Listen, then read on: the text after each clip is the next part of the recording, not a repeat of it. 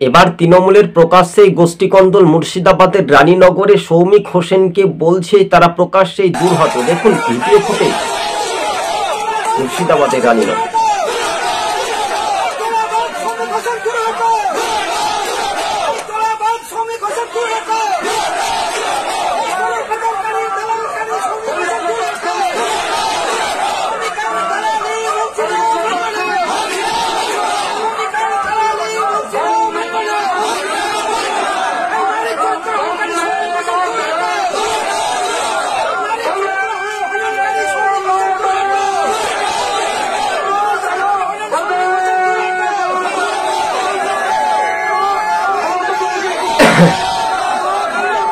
হ্যাঁ দর্শক বন্ধুগণ, দেখতে পেলেন সরাসরি সেই চিত্রটা সামাজিক মাধ্যমে তুলে ধরার চেষ্টা করেছি। তবে রানীনগর বিধানসভা থেকে মূলত তৃণমূল ও কংগ্রেসের মধ্যে লড়াই।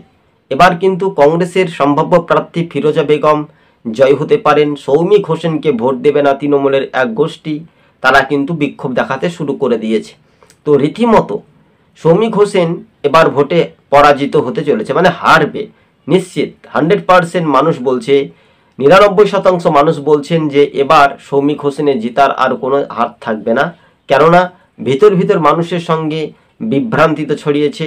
তাই এবার সমস্ত ভোট কিন্তু মানুষ একটা বয়কট করে একদিকে কংগ্রেস লাভবান হতে পারে বলে এমনটাই খবরের ইঙ্গিত। দর্শক বন্ধুগণ, আজকে সবুজবঙ্গ নিউজ প্রতিবেদনটি আমরা তুলে ধরেছি, প্রথম থেকে শেষ পর্যন্ত দেখবেন।